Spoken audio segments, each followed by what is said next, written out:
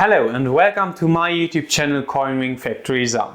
My name is Marcel Bernardi and I'm the coinring crafter behind this brand. This is a video series called Ring Crafting Masterclass. This is the 5th video, and in this video we will talk about stretching your coin so it will become a ring. We will have a look at the ring stretches, how to protect the inside of the ring, and how to get all the large sizes, even though your ring stretcher might not even be able to do it by itself. Right, so let's start. Let's have a look at the ring stretcher itself for a second. We have two different models here. This is the cheap Chinese one, and this is the expensive one made in the US. We will all start with a cheap Chinese one. It will also come with a base plate that we can't use because it is way too rough on the inside, so you will damage a coin. You can't even fold a coin in there. So or reduce a coin in there. So you can get rid of the base plate right away, or you have to bring it to a machine shop so they will make it usable, which will cost a lot of money again. So we have the Chinese one, which will definitely be fine for the first few years. How does a ring stretcher work? Well, you see it has a handle. You can also screw this off, but you need it, and you push it forward, and then a spine goes up and pushes these elements that are held with a spring up here. It will pushes these elements away from each other, because it will go like this and the elements will go like this. The ring will be stretched. That's basically the mechanism of a ring stretcher. Then down here you also have a ram, so you can push down coins into the base plate if the base plate is suitable for doing so. After you are done with your cheap Chinese one, because you're sick of it, you see the quality is not the best, and at some point it gets really frustrating. You will get yourself a proper one. You can get yourself a Durst, and you can get yourself a Pepper Tools. They all work fine. You can see these elements, they don't have this these rills. Not sure if that's a correct word. So these grooves, there are little grooves all around the ring stretcher. Nobody needs them. So you see the good ones, they don't have it. Also, the metal on those are a lot stronger than those. You can with steel coins you can get scratches in there, right? You can't do that with these. The mechanism is the same, right? I did something wrong, so I can't screw it all the way in anymore. I guess, yeah, I have to figure that out. But in general, great ring stretcher, the Pebble Tools one. Also, it comes with a base plate that has, there's a special base plate you can order for coin ring crafters. The one side is 17 degrees, the other one is 25. Great, I love it, really, I love it. So now you can put the base plate, usually you can put it in there, right? Then you can spin it, you put a ring in there, and then you push down, right?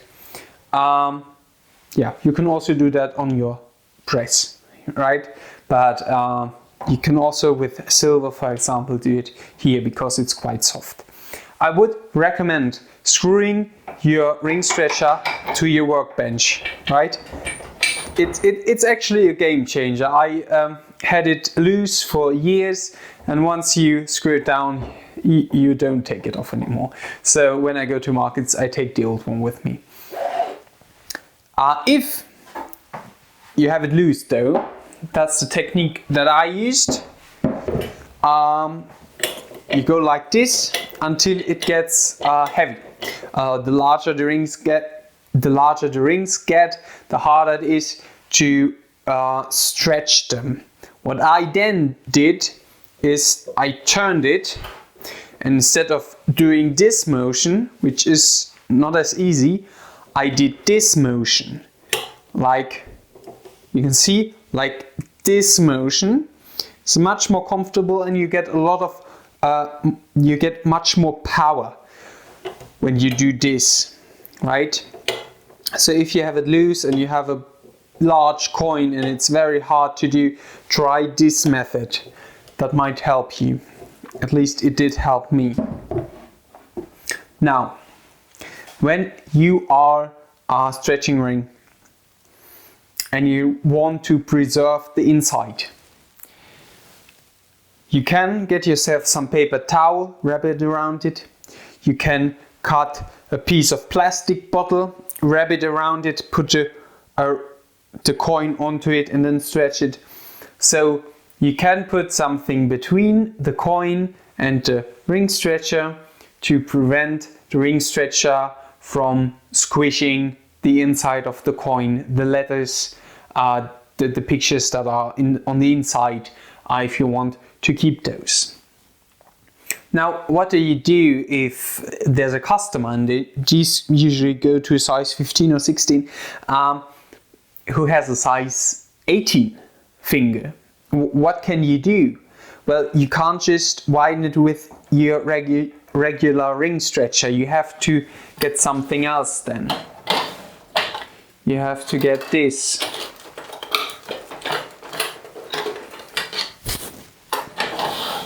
This is an adapter that you put onto your ring stretcher. You can see it's made out of Delrin, kind of plastic, right? And you put it on there, then you push it together. Yes, with one hand you push it together. With the other one you put the coin ring, the already made ring on there, and now you have an extension.